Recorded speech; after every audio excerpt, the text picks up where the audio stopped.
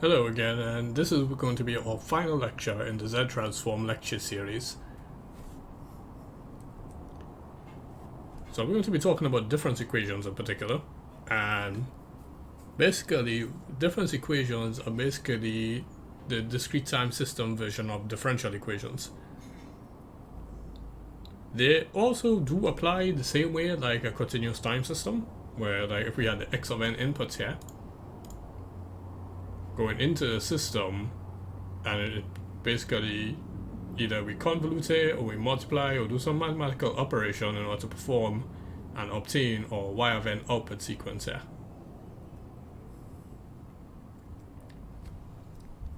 So let's take some function y of t here. Typically, if we were finding the continuous time differential, we'll say it's the change in y here divided by the change in x here.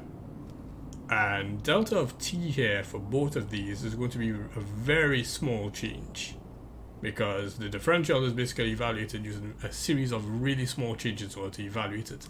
And the reason for the evaluation when you're trying to figure out how this differential is applied is that we apply the limit here as delta t tends towards 0. Now the limit is applied because delta t never is 0, it just tends towards 0 because it's really, really small.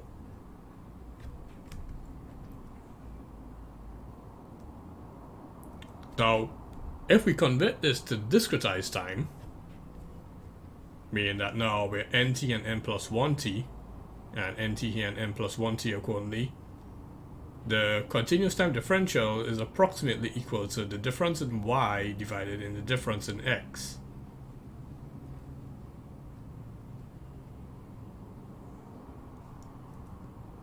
So, therefore, for a continuous time differential equation like this, the discretized time version would end up looking like this.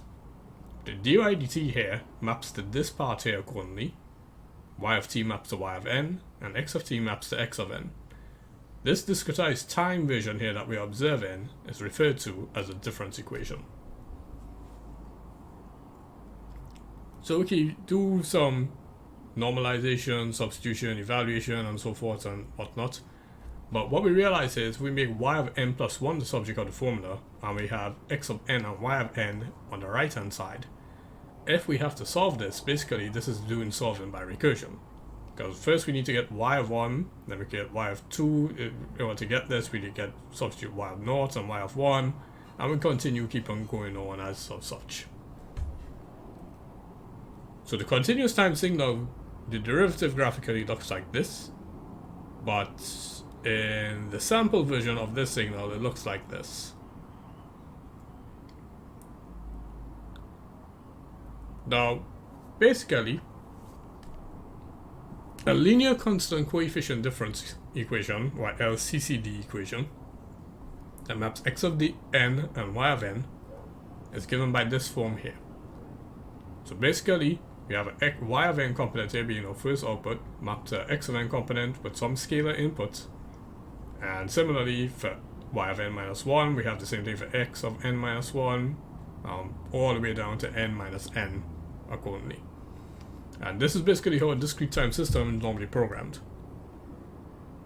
And then we try to convert these LCCD equations for manipulation and solving. So we have this example here of what is the transfer function of this difference equation. And basically we use the Z-transform delay property of y of n minus 1 is equal to z to the negative 1 y of z. And the same thing if we take y of n minus 2 and so forth to get the delay property. We are able to transform this difference equation here from discretized time into the Z-transform equivalent here accordingly. So therefore, a discretized time transfer function, after we do some manipulation and substitution and so forth to make y of z divided by x of z the subject of the formula, could be given in this form here. And this is referred to as h of z, being our transfer function. The frequency response is where we substitute z is equal to e to the power g capital omega. And when we do the substitution and when we plot it accordingly, for all values of capital omega, we get a magnitude response and also a phase response.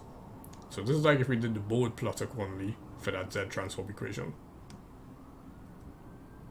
The poles of the system is basically if we take this denominator here and we equate it to 0 and then we factorize. So basically, if we convert this denominator here into positive powers of Z, we can see that the poles will resolve in Z equals 0.2 and 0.3. And because it is 0.2 and 0.3, these poles lie within the unit circle, so this means that this system here is stable. Graphically, what this looks like is that we have our poles here accordingly, mapped by 0.2 and 0.3, and our 0 here accordingly, mapped by negative 0.5. So, there are some cases where we need to solve for this difference equation. And there will be two solution forms. The power series form, which is also known as the infinite series or open form, and make sure you do remember this, and the closed form solution, also known as the finite series. And both of these always start with the discrete transfer function that we observe in here. So we're going to first observe how do we actually solve for our power series. So we divide the numerator by the denominator, and we need to make sure that the numerator and denominator are ordered in the powers of Z. So in this case it will be we're in descending powers of Z. Z to naught, Z to negative 1, Z to negative 2, and so forth. And we divide this accordingly using the long division technique. If you haven't checked the supplemental note for the last lecture on my learning, please do so that you know how to do long division. I'll also be going through it in tutorial sessions in particular. So we end up getting a power series of the form of h of z is going to be a naught, a1 z to negative 1 plus a2 z to negative 2 and so forth. And we can apply the delay property of the z transform in order to obtain h of n, because this here, because it's z to the negative naught, is just going to be delta of n. Z to negative 1 is going to be delta n minus 1, z to negative 2 is delta n minus 2, z to negative 3 is delta n minus 3, and so forth. All the scalar coefficients just transfers directly. So the power series solution, when we divide the numerator by the denominator, we end up getting a very long series here, because in this case the solution does not converge. So this is what we refer to as an infinite series or an open form solution. And as such, as we saw in the previous slide, if we apply the delay property, this 0.6 z to negative 1 is going to be 0.6 delta n minus 1, and the same thing for the z to negative 2, and the same thing for the z to negative 3 accordingly as well. Graphically, what the impulse response looks like is this. And the impulse response for this particular system, we can see here basically that it starts with a nice good response and then it decays off accordingly to 0. And this sort of response is important for when we're designing something referred to as a finite impulse response filter or FIR filter. And we'll be getting to these in the next series of lectures in particular as to how we design for this filter and the other filter we're going to be talking about a little bit in a bit.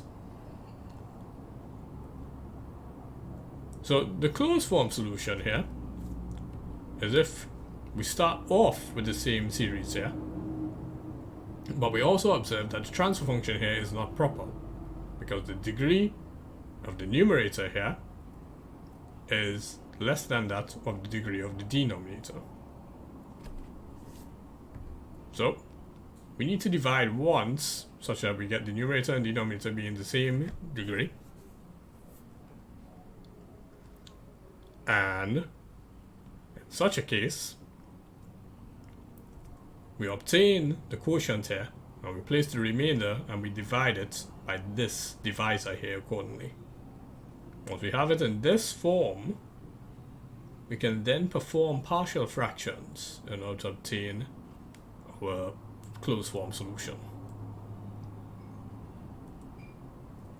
So the 5 here still remains the same, but this part here is what we do with partial fraction. So we factorize the denominator and get the factors, and then because we know there's going to be two factors, there's going to be an a constant and a b constant here accordingly. Then we can solve for a and b using the partial fraction solution method that we saw in previous lectures, and we could just do the inverse Z transform to obtain our H of n solution here. Now, both sequences here are basically identical, and there's a proof fit, but we don't really talk much about the proof. It's something that if you are interested in figuring out how the two of them are equal, you can actually do a little bit of research in order to figure out why it is that these both forms here are equal to each other. A hint would be that the closed form for many power series can be formed by relating the power series to a geometric series. A geometric series.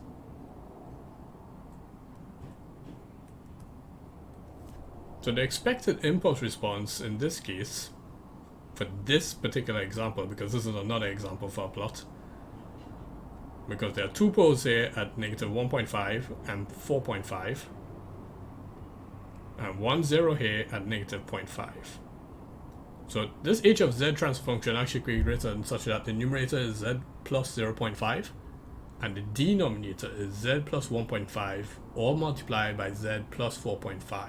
Because these are the two poles of the system. So if we did the impulse response for this particular system, we basically see that we start at 0, but then we go towards some very large value. And because of this sort of shape that we observe here, this is important when we did the impulse response here. This is for the design of a filter. This is referred to as an infinite impulse response filter, or IIR. So we'll be looking at finite impulse response filters, FIR filters, and IIR filters in the next few lectures. This brings us to the end of our last Z transform lecture.